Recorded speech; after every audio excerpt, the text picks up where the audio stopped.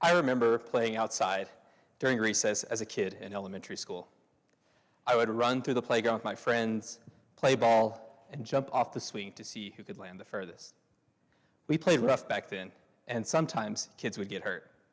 They'd fall off the swing, run to the teacher, teary-eyed seeking comfort, but they'd eventually hop back on the swing for another jump. But now, as an adult, a fall is way more concerning, and my knees tense up just watching my son jumping off the swings. As a graduate student, I study the immune system and how we can leverage it to improve muscle recovery. The immune system comprises trillions of cells that patrol throughout our body. It is our cellular defense system that prevents anything outside from getting in and causing infection.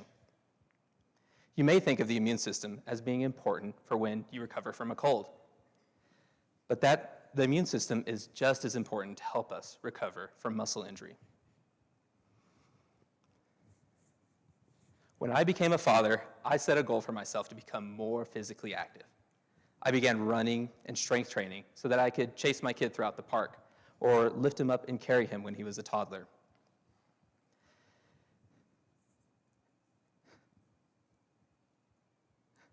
Exercise has numerous physical benefits, but I must confess that I've taken a fall or two while running through the park and experienced extreme soreness the day after lifting weights at the gym. When our muscles undergo stress or injury, we have our immune system to thank for our swift recovery. Let me explain. Imagine a bustling highway filled with activity and constant movement, when suddenly a car collision occurs. Initially, crisis erupts, but amidst the wreckage, a team of first responders spring into action. Now let's take that scenario from the highway into our bodies. Just as accidents occur on the road, injury occurs within our muscle.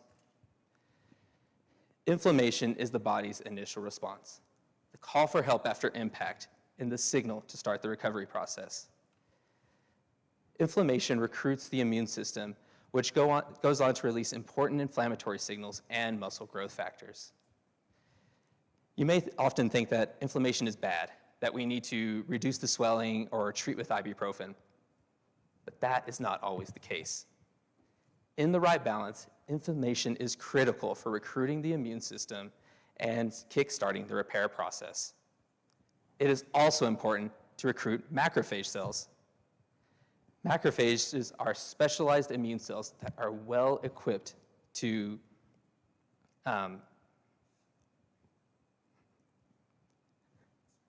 orchestrate the intricate dance of healing. So how does this all happen? Macrophages play a dual role in both promoting inflammation and mediate healing. During the inflammatory phase, macrophages engulf damaged muscle fibers and activate stem cells, clearing the road for reconstruction. Once the damage is cleared, inflammation begins to subside, and the immune system begins transitioning its efforts to mediate healing.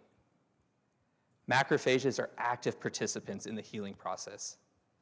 Similar to paramedics administering life-saving treatments, macrophages orchestrate a series of immune responses that ultimately lead to the regeneration of healthy muscle fibers. Every injury is different, but we rely on our body's natural ability to heal us and keep us moving forward. And this is all thanks to our immune system. As I've developed in my fitness journey, I have a deeper appreciation for my body's nutritional and mobility needs that fit my lifestyle. As I progress into my 30s, I recognize that some days take longer to recover than others. I am not alone. This age-related phenomenon is partly the result of immune dysregulation, which extends the amount of time it takes to recover, and injury can be detrimental. Modern medicine has increased our life expectancy, but our quality of life begins to decline as we age. By the time we reach 60 years old, our immune system undergoes drastic changes, which increases our risk of illness and the amount of time it takes to heal. Inflammation loses its delicate balance and becomes persistent, leading to loss of muscle mass, strength, and mobility. Additionally, minor injuries can lead to extended stays in the hospital, and full recovery is difficult to achieve. This extended period in the hospital can lead to muscle atrophy, and we eventually rely on others to help us walk and even to get out of bed. This is the reality that many older individuals are facing today. At the cellular level, our macrophages must overcome many obstacles and barriers as they struggle to clear damaged muscle fiber, promote inflammation, and mediate healing. But fortunately, there is an ongoing collaborative effort that is looking to investigate how we can harness the power of the immune system to enhance muscle recovery.